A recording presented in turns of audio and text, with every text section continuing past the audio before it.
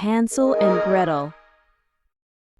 Once upon a time, a brother and sister named Hansel and Gretel. They lived in a small cottage with their father, a poor woodcutter. Their mother died when the children were very young, and after several years, their father remarried. As soon as that new stepmother moved in, she made life very hard for the children. Hansel and Gretel were not allowed to eat until after the stepmother had eaten everything she wanted off the plates. Most of the time, only scraps were left. Each day the children had to work long and hard to finish the chores. Hansel and Gretel tried to tell their father about their hard situation, but he would hear none of it. It seemed the only one he listened to was his wife. And all the stepmother talked about was how much trouble it was to have children in the hut, and how she wished they would go away forever.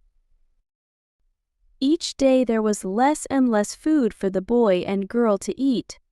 Yet the stepmother gave them more hard work to do. One day Gretel begged her father, "Please, father, we work all day long and we're hungry." But the stepmother slapped her face. "You ungrateful brats," she yelled. "You eat us out of house and home." That night the two children were not allowed to sleep in the hut at all. Instead, they had to sleep outside in the cold.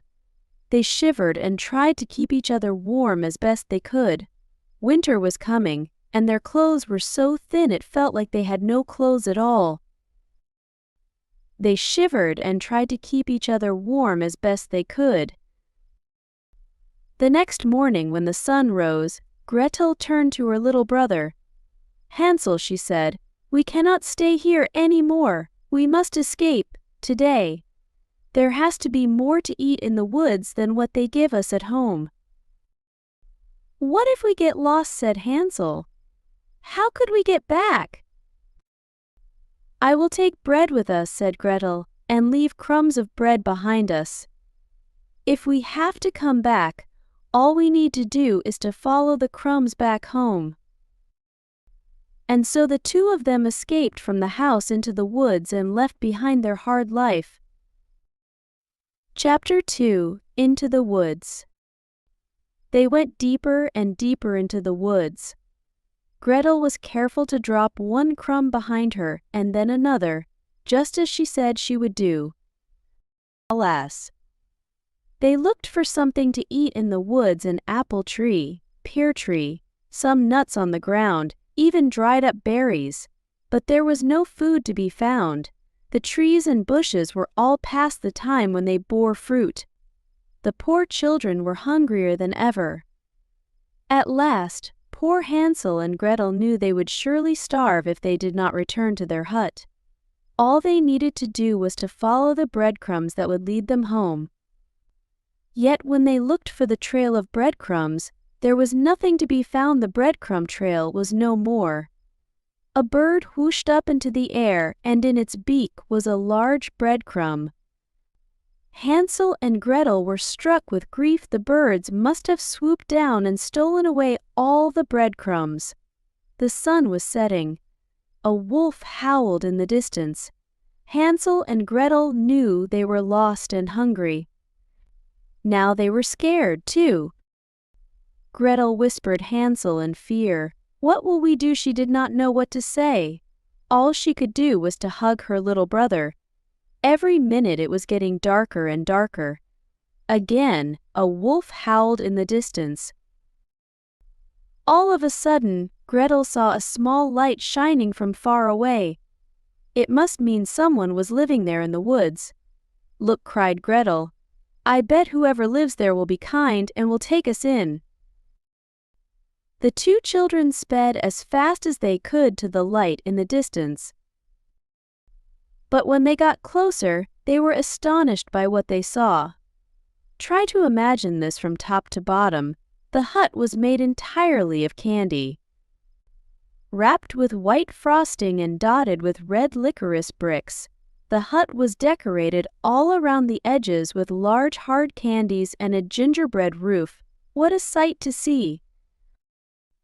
Before Gretel could say, "I bet it will be okay if we have just a little taste," both were nibbling bits, and then chunks of frosting and candy. Chapter 3: The Old Witch. "Who is nibbling on my house?" a sharp voice called out. Hansel and Gretel spun around. A green old witch stared at them, frowning. Stunned, Gretel could only curtsy. "If you please, ma'am," she said, as sweetly as she could.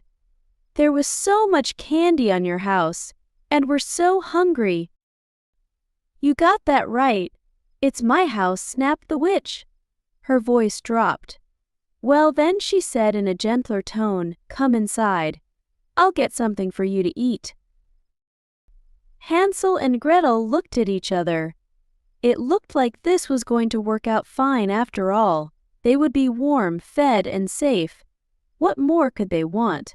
They skipped into the witch's hut. The witch gave them a fine meal of soup and bread.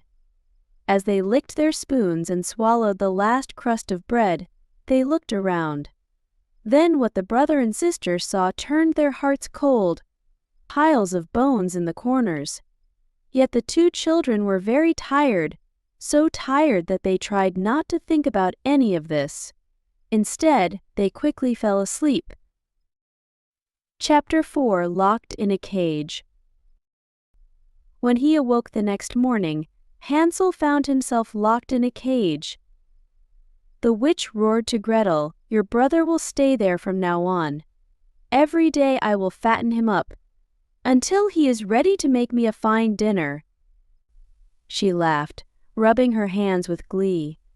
"And you," she turned and looked sharply at Gretel, "will do as I say." Gretel worked hard all day doing chores for the witch, and Hansel was well fed, just as the witch said. Each morning the witch said to the boy, "Show me your finger. I will feel how plump you are getting," for the old witch could not see very well. Hansel held out his finger. The witch smiled when she felt how plump he was getting. Gretel, Hansel whispered to his sister in fear. "What can we do? Soon I will be plump enough." "Who knows? Any day now the witch will want to eat me." His sister wished she had a plan, but could not think of anything she could do. One night when the witch was sleeping, Gretel had an idea. She picked up a bone from one of the piles on the floor and woke her brother. "Hansel," she said, "the next time the witch asks to see your finger, hold out this bone to her instead." The next morning, he did just that. "HMV," said the witch, touching the bone and thinking it was the boy's finger. "This is going to take longer than I thought." "At least we have more time," Gretel thought. But still, she could not think of any way they could escape. Each morning when the witch said, "Show me your finger," Hansel held out the thin bone. One day the witch yelled, "I will not wait another day. The boy will be my dinner tonight, no matter how skinny he is." The witch ordered Gretel to start the fire in the oven at once. Gretel worked as slowly as she could. Why was the witch looking at her with such a sly smile? "Be a dear," said the witch with a slow grin. "Go inside the oven, won't you? Tell me if it is hot enough." Gretel's heart skipped a beat. If she did that, the witch could push her inside and she would eat them both. But that gave her an idea. Gretel looked down. "I am not sure how to tell if the fire is hot enough." "Nonsense," said the witch. "Nothing could be easier. Just go in." Said Gretel slowly, "Please show me first." "Stupid girl," snapped the witch. Mumbling and grumbling, she stepped inside the oven. The moment the witch was inside, Gretel quickly slammed the door. "Gretel!" Hansel cried out. "You saved us."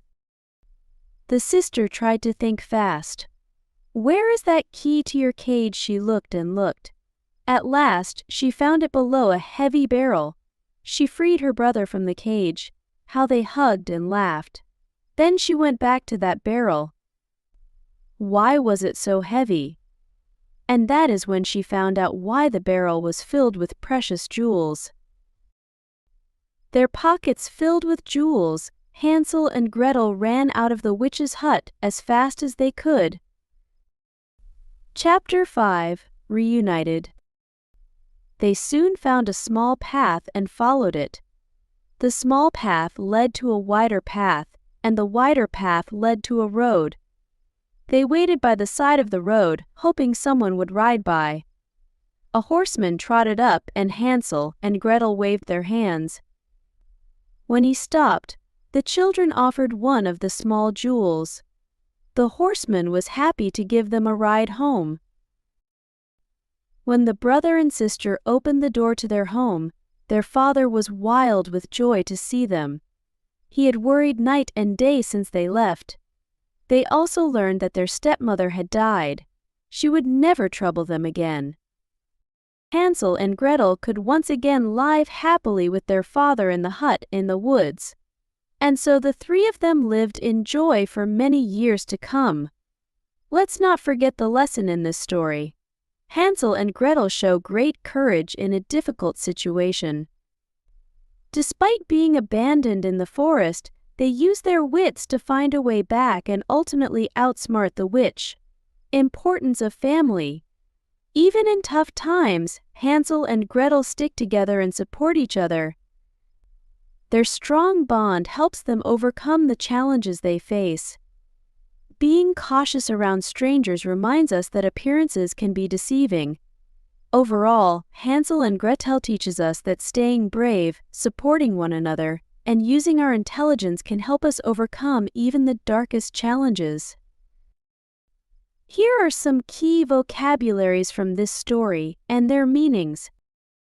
Let me know what you think about this story. If you enjoyed the story of Hansel and Gretel, don't forget to hit that subscribe button for more exciting tales. Listening to stories like this is a fun and easy way to improve your English.